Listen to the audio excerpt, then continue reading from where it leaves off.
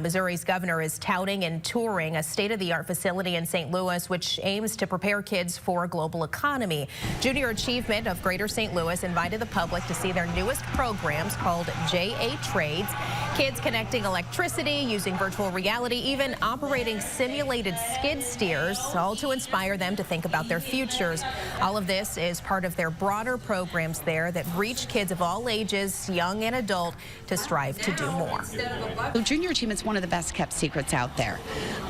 We are doing amazing things. Last school year reached over 170,000 students, and there are so many people, individuals, representatives in the state of Missouri who are not familiar with Junior Achievement. So we are just trying to get out there to become more visible and show people the impact that we have.